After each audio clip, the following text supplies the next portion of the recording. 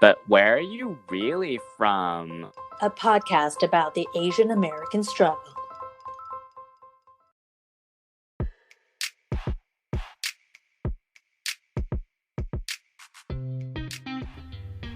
All right. Hey, everyone. I'm Angela Lynn. And I'm Jesse Lynn. And welcome back to But Where Are You Really From? Today, we're bringing back Asians doing cool shit with another Asian doing really cool shit. We have AZRA with us today. Hey, AZRA. Hey everybody, hey guys, thanks for having me. Of course. Love the title. Thank you. So want to let our listeners know a little bit about you, and also you can roll it all into your intro, but you know our signature question for our guests is always, but where are you really from? Yeah, definitely. So I'm AZRA, and I'm a Korean American artist, singer-songwriter, substance pop artist, singer-songwriter, model, author, and motivational speaker, and based in Los Angeles, California. When it comes to my music, I created this genre called substance pop because I love just like pop music. That's what I grew up with and listened to, and also learn English with. But I am very big on having substance and seeking depth in anything in life. And that kind of stems from my experience with my eye condition where I was almost permanently half blind. Wow. And things like that. So just like various experiences really made me realize, you know, and become obsessed with seeking things like beyond our eyes can see. So that's what I do. I just sing, perform, and try to touch as many people as I can and try to help them go after their dreams and have that confidence to own who they are. That's awesome. Yeah. Love that. Do you mind us asking what AZRA, your stage name, means? So, well, growing up, like I've always had this thought that I wanted to name my future daughter AZRA. Huh. And like literally the name just popped up in my head. But then like as I was like going down this journey of like realizing that I need to go after my passion, which is in music, and you know, trying to like kind of I like to say I was like stripping the layers off of my onion, trying to get to the core to realize who I am as an artist. And then I was like, holy shit, you know, maybe AZRA is not the daughter that I wanted to name in the future. It's actually the little girl inside of me who's been wanting to express herself and who's kind of been ignored since I was 4, in terms of, you know, going after my dreams and singing and inspiring people. So that's kind of how I realized that I need to bring AZRA to life and, you know, fully support her and pursue the dreams. That's amazing. That's awesome. Yeah. So how did you get started in the music business? I don't want to say I stumbled into it, but it wasn't like, oh, I'm gonna go into the music business. I've always been a singer and a performer since I was like 4 years old. And so I've always done that, you know, even growing up in South Korea, I was literally, it was either school or like singing or being in a play or a musical or being in a choir. But I really decided to go after it in 2017 with the release of my EP called Freedom in March. Awesome. What was it that like inspired you in that moment to pursue it finally as like your main thing? It was like a thing that was just building inside of me that just wanted to break free. But it took me a very long time to realize that like I can go after singing and I can do this professionally. And, you know, I have this clear vision about what I want to do in music and the impact I want to make in the world. And I can do that. I've always had that vision since I was a kid, but maybe because of like the external, you know, maybe like circumstances or like society pressures and all the different types of experiences that I've had, I thought that it was too late. Like even when I was like 9 years old, I thought it was too late for me to go after my dreams. And it took me a long time to kind of work through that on my own. And I think that's why I'm so passionate and so gung-ho now about helping others realize that like it's never too late and that like if you have that vision, you just need a little bit of a spark that is already there that just needs to be ignited. Well, let's talk about that. I think a lot of our parents, you know, put certain pressures on us to follow the more tried and true career paths doctor, lawyer, engineer, things that make big bucks, and like they understand, right? Because I think a lot of these careers, especially that are untraditional in their eyes, but like creative fields or just something that they haven't heard of, they just can't really like grasp, right? Like, what does that even mean to like do that as a profession? So when you were thinking about pursuing singing and music industry in general as like your main profession, how did your parents take that? My parents, they were very, I'd say like they're more progressive than a lot of like, stereotypical, like, what society says like an Asian parent are. But even though they were progressive, like they were progressive in a way where my mom didn't tell me to like go be a lawyer, go be a doctor. It was more like you can be whatever you want to be, but then it was those like underlying things, like, oh, you need to go to school, you need a good job, a stable one, things like that. So they never put down art. It was more like they just, I don't even know how to explain it. It was just like, and then my mom's like really different than me. She's amazing, obviously, but she's very different in personality where like I love to perform and I love to connect with people and just be on stage and share art. Whereas she's extremely talented. She's a singer. Like I learned singing from her just growing up and watching her, but she's not about like standing on stage and like showing up like that. So, growing up, I do remember that every time I wanted to be in a musical or I want to go after cheerleading or be part of a dance crew, all that, like every single artistic endeavor, I didn't get that like, yes, go do it. It was more like, oh, okay. It was kind of like that. So I think it was very subliminal in a way. And, I've talked to my mom about it and, she told me, and we had like a heart to heart, and she realizes that she could have been more supportive vocally. But she did tell me that like, we're a little bit different. Where like she's so used to that traditional Asian way, overseas in Asia, not American, overseas, where like, you don't really want to show up like that and dance and sing, all that stuff. So that's when I realized I'm like, oh yeah, she is very traditional, but she tried her best, trying to understand me. But it wasn't like fully go for it. So that was kind of my experience. And when I had a heart to heart with my mom recently about it, she told me, she's like, I support you, but it's just that, she has her own, things and her personality. So I feel like I can definitely relate to that because Jesse and I have talked about before that like we feel like as our parents get older, they have become softer and like are more willing to talk about things that maybe didn't go the way we would have liked as kids, or we didn't get the support that we wanted growing up, and like where that came from. They're more willing to talk about it. But I can totally see that. My parents do the same thing. Like they're not there, that they're not going to be like actively on the sidelines cheerleading, screaming out loud like, yeah, go you. But if you tell them something and you're like, I'm very proud of this, and like, can you support me? They're like, of course I support you. It's there. It's just like an understated. Exactly. Yeah.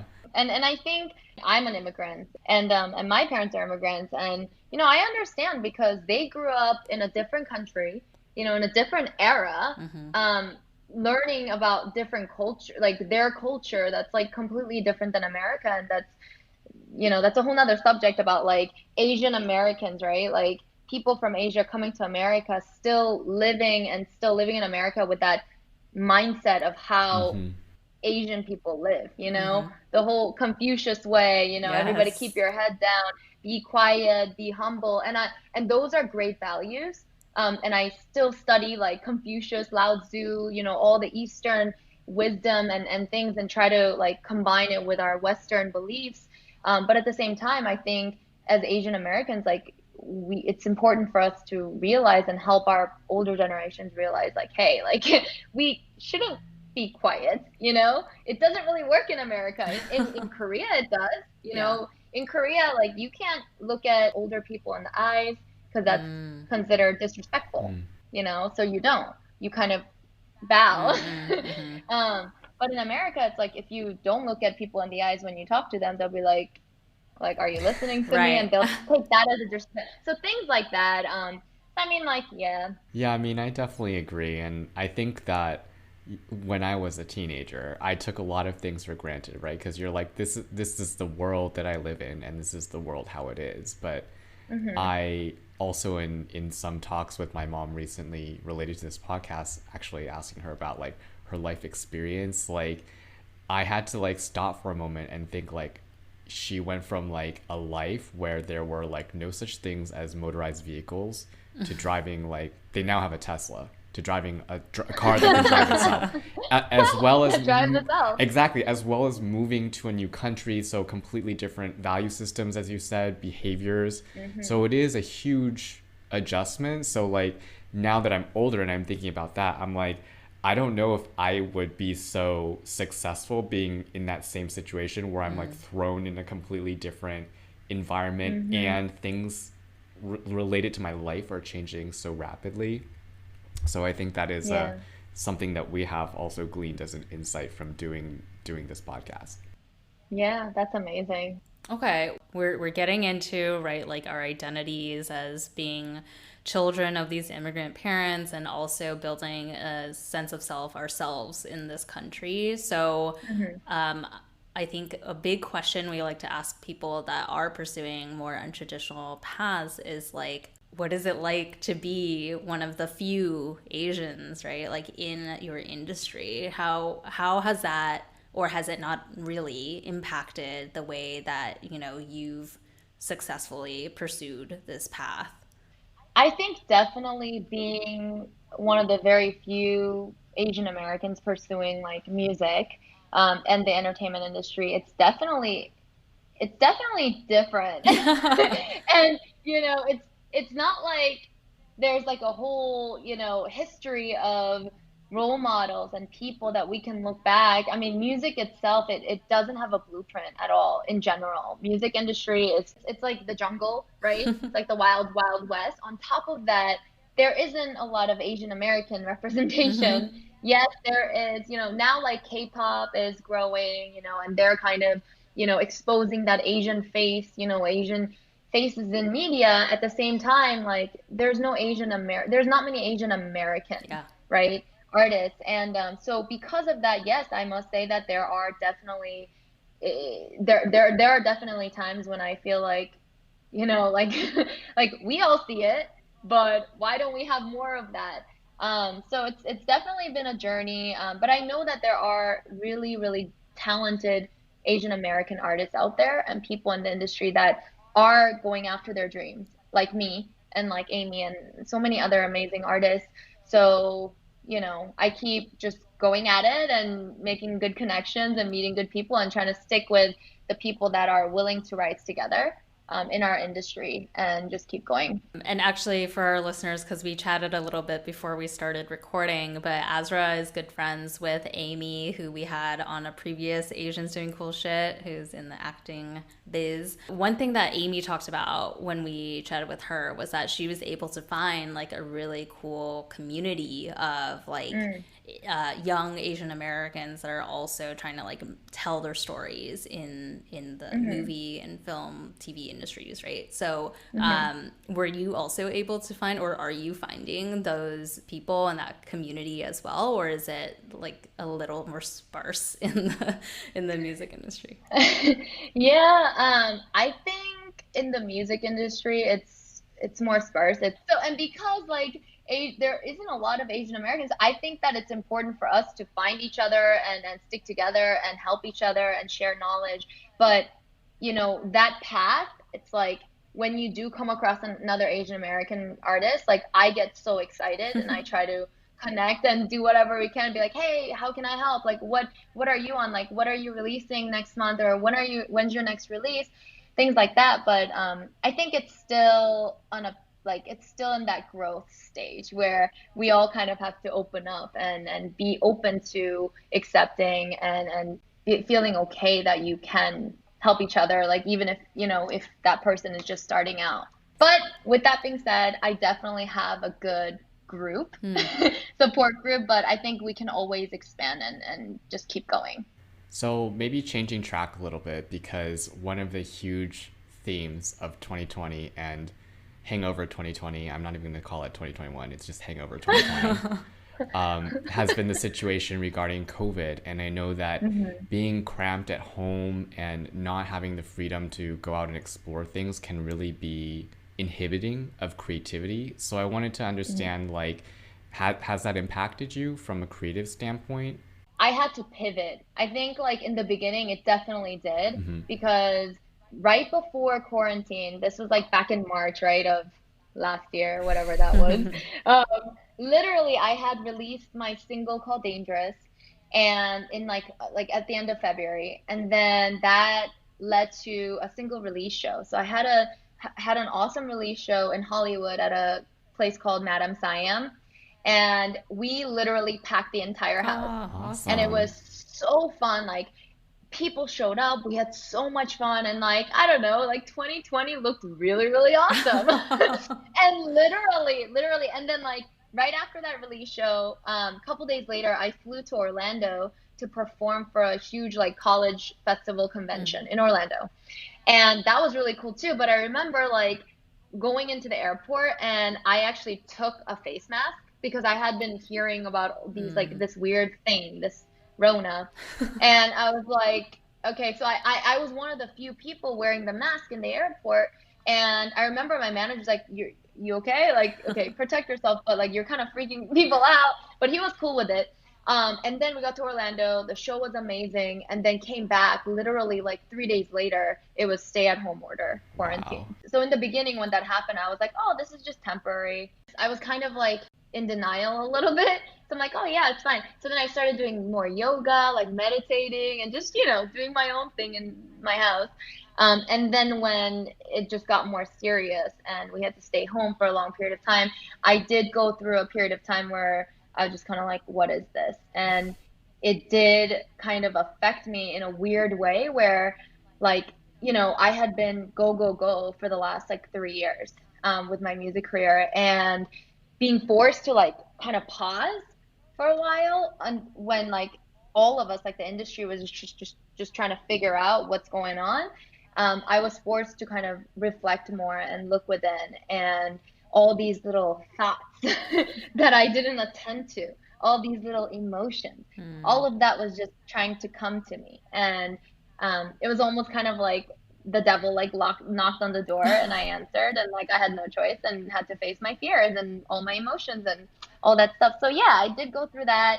But I think that was a good thing. That I think that's the silver lining, because not just me, but I think all of us, like we were forced to kind of dive within and kind of like focus our attention into ourselves and figure out like, just face those things. So yeah, so I think from that experience, I did get more inspired, and I did pivot eventually to doing more streaming shows, connecting with my fans more, creating, completing lots of songs and collaborating. So yeah, definitely went through a downtime, but I always like to look at those times as like a time of opportunity where I can grow. Awesome.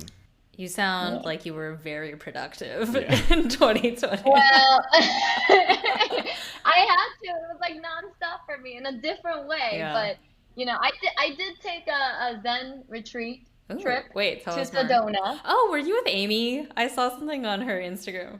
No, but I'm the one that told her about Sedona. That's so funny. Yes, I'm the one. And I remember telling her about all these things. And then literally like a couple weeks later, she's like, I'm going to Sedona. I'm like, yeah. Here are all the contacts and people and things. And she's like, I got you. So then she put together like an itinerary on her own, because Amy's amazing. And she's also very like spiritual and centered as fuck. So she went. But it's a great place. Oh, that's awesome. You should check it out if you haven't been. Yeah, I want to go. That's on my list. The Red Rocks. Yeah. It looks really nice. Oh, yeah. I'm telling you, like, there's this energy. Like, I miss it. So I was actually just there again for New Year's. Oh, really? Nice. They have this thing called the Vortex. Tell us more. I think I've heard of that. Yes. You should definitely research about it. But it's basically, there's different places all over the world where they have like this energy point. I think there's one like Ojai, California is like another place where you can go get centered. It's just where like the energy of the universe and like just the energy, it's just so calm, and it's a place where you basically your emotions and your energy gets amplified. So it's like if you go there and you're like, you know, feeling very sad or emotional, you go there and you just like feel the energy, and it might just amplify that to bring that out of you, so then you can work through it and vice versa. It's, girl, I can talk about Sedona all day. Yeah, wait. That's another So session. we were gonna leave this for our closing section because so our podcast, we usually close on what we call the fortune cookie section, right? We leave something kind of like fun as a sweet treat. And I was literally gonna talk to you about this, but I feel like we need to talk about it now, which is I got the vibe that you were like very spiritual and were more of a believer based on your social presence and then literally everything you just said right now. So I want to like dig into that a little bit more because your online community or your fans, right? You call them your AZRA deities, right? Yeah. And you talk about the sixth dimension. So can you talk a little bit more about like how that community came about and like what does the sixth dimension mean for you and how does the spirituality piece play into all that?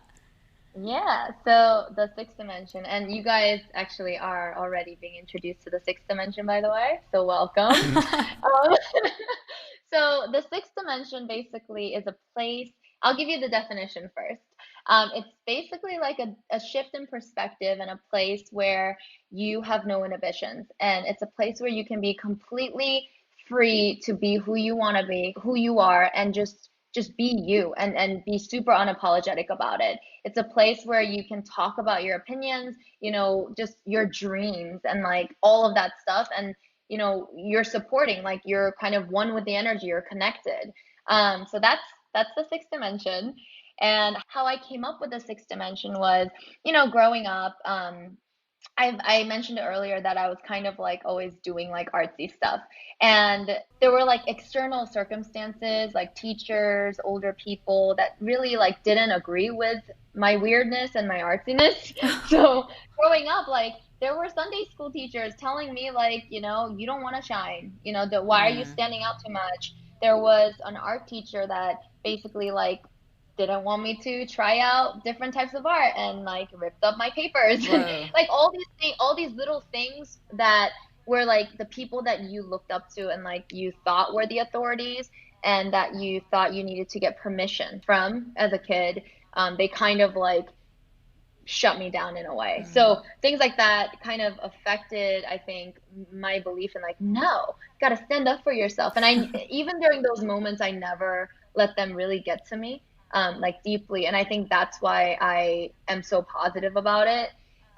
But at the same time, growing up, like some adults were saying things like, oh, you're so like, you are from a different place, like you stick out. And there's a term in Korean called like yukchawan, and yuk means six in Korean. And then chawan means dimension. So I was always told like, oh, where's Clara? Like, and my Korean name is Hyunju. It's like, Hyunjuya, like you're from the sixth dimension. They would say that so casually, but then like it wasn't like a compliment. Yeah. But at the time I thought it was a compliment. So I'm like, oh, thanks. So then I kind of like always talked about it. And then so yeah, and then I think growing up I slowly started to create this universe in my mind, called the sixth dimension. And it's really helped me. And I think when I was going through some hardships, I know, Jesse, you know, you're in New York right now. We were talking about New York earlier. Like, you know, New York is a place where I was first starting to pursue my dreams and like singing and things like that back in the day. Like I woke up one day and I got diagnosed with juvenile glaucoma. So I was half blind for a couple months, and then I had to get surgery for that. And because of that, I had to like stop all my passions temporarily, because my surgeon told me that like if I didn't stop like doing all the physical activity to heal, then I will be permanently blind. And that time of my life was very difficult because I couldn't do what I wanted to do.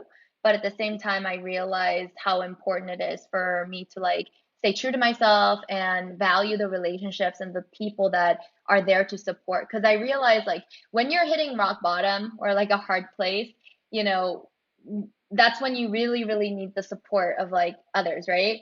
And I learned that during that time, like there were people that I thought were there for me, and there were people that I didn't expect for them to be there for me, but they were. So I realized all these things, and those ideas and those lessons really helped me kind of see the world in a different way, in a way where like, hey, you know, like relationships matter a lot, substance matter a lot, and having understanding the mission and knowing your why about what you're doing means a lot. So all of that kind of like got added to the sixth dimension.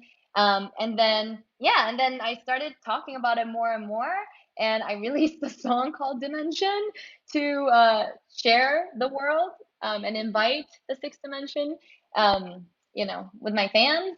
And yeah, that's kind of how it came about. And now my AZRA deities, they're all about the sixth dimension. So whenever I do my show, when I'm performing or talking to them, or just in general connecting with people, like they're tapping into the sixth dimension. That's awesome. That's So awesome. much positivity. Yeah. You gotta. Yeah. Part of this podcast is really a celebration of us, like Asian Americans, because I think we're awesome because we're the perfect blend of two different distinct worlds. And one of the things that we've been talking a lot about is how that background really gives us such a strong backbone and resiliency in situations like this where we can float a little bit better than other people.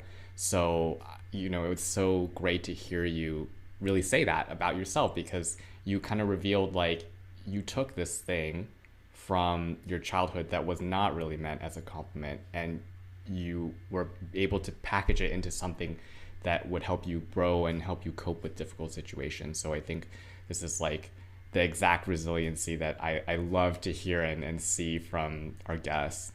Yeah, definitely. I think it's important, and you hit it. I don't know what that saying is, but like hit it on the nail head. Is that what it's called? Hit the nail on the You hit the head. nail. Yeah. Oh, you hit the nail on the head. Okay. But seriously, I think that like when you said, you know, our culture, like Asian Americans, like we have that perfect blend of resiliency and, you know, understanding the Zen way. Because in Asia, like, you know, I went to school there, grew up there, and, you know, there's actually a course dedicated from first grade all the way to like middle school or high school, I'm not sure. But there's definitely a dedicated course called etiquette and manners and like respect, you know, things like that. And it's very big, right? And I'm not saying that other cultures don't, obviously they do, but you know, we're talking about Asian Americans here. So we definitely have that as one of the pillars of like supporting each other and having that respect and kind of like leading our lives with conviction at the same time, like collaboration and all of that. So I think it's important. I couldn't agree more. Question related to the spirituality piece, because I feel like you've defined it for yourself, and like it is very centered on this positivity, but you also talked about like being connected with the source energy. I'm just gonna ask you outright, have you done psychedelics? Oh my gosh, like shrooms? Yeah, or ayahuasca or any of these? No, I really haven't. I feel like you should. Have you? Yeah, so we have a whole episode about it. Drugs. Yeah, because I connected more with my spirituality after having those psychedelic experiences. So like not for party, I did it for like therapeutic, and like turning inward, but I didn't really understand what it meant to be like all connected to one being and one energy until those experiences. So that's crazy. Would recommend. I'll definitely check out the podcast. And yeah, I know like a lot of my friends have done it, and like, you know, not to party like you said, but like really to like connect. Yeah. And one thing that I want to try to do, and like I always say, like we're all forever students, right? Of our minds and our body and this world or whatever. And for me, like I've met people like in Sedona and other places who literally can tap in to that place of like that what is that called? Like oneness, like what you just said. Literally like this after like 10 breaths. And I was like, what? And then they're not doing it. So like I kind of want to learn to do that and like figure that out. Like actually last week I did a yoga session at home, and then I did like a 45-minute meditation session. And for the first time I literally started spinning. Like it was the most craziest experience. Like I got to like kind of have this like out of body experience through this meditation, and my entire body felt like it was spinning. And I told my friend, and he was like, you maybe you were nauseous because you just did yoga and you were dehydrated, and you know you just think it was a spiritual situation. But I'm like, no, I swear it was the craziest thing. I think you probably started reaching that place because, well, so we had my dad on as one of our first guests, and You did shrooms with your dad? No, I didn't. I don't know. I think he'd like it. TBH, I think he'd like it. But can you imagine like all of our like parents, you know, like Asian American I think Oh my gosh. if you had like people who are speaking their language to help them guide through, because I think might. my dad would actually like it, but he would be like freaked out because he wouldn't totally get what's happening, and whoever is guiding him would only be able to speak in English, right? So like it would just be anyways. But he's like very spiritual, and he studied theology as like his master's, and he's always thinking about Eastern religion and things like that. He meditates for like 2 hours every day, and he talks about how like, you know, Buddhist monks, they meditate every day to reach enlightenment, right? And like it takes a lot of practice to reach kind of like the space like you were talking about. I don't think it's a fluke that you hit that, but psychedelics are like for the people that are lazy like me and want like a cheat, because it's like an expressway. Girl, I know, girl. Sometimes you gotta take the expressway, you know. I'll definitely think about that. We'll see. Connect. Yeah, hit me up. That's awesome. Okay. So, well, we already kind of like bled into the fortune cookie, so sorry, listeners, we went into that already. But before we end, definitely want to let you plug all the really exciting stuff that you have already come out with, and if there's anything new that is on the horizon that you want to plug, like let everyone know. Yeah, definitely. So I recently released a single called "Turn Me On." So check that out. Have a music video out too. And so check it out on YouTube. I mean, anybody, all the listeners, thanks for tuning in. If you guys want to connect with me, I'm on Instagram and all the social media interwebs. I'm definitely working on new material and sharing more music and content with everybody. So stay tuned on that. Yay. Awesome. We listened. There were some bops. Oh, bops yeah. for 2021 Really? only. Yeah, I'm down for it. I'm into Nice, Dangerous. That one's strong. I That love one's it. good. Yeah. Girl, you dangerous, of course. Awesome. Yeah. Well, thank you again for joining us. And for you listeners, obviously, thank you for joining us as well. If you have any questions for AZRA, or if you have any opinions or thoughts that you want to give us about your experience, if you are in the music industry, feel free to reach out to us. And reminder that we're still looking for listener story submissions. So write us in about whatever experience with this topic you have, or whatever you want at telluswhereyou'refrom@gmail.com. Come back next week for a fresh new episode, but until next time, 再见 bitches.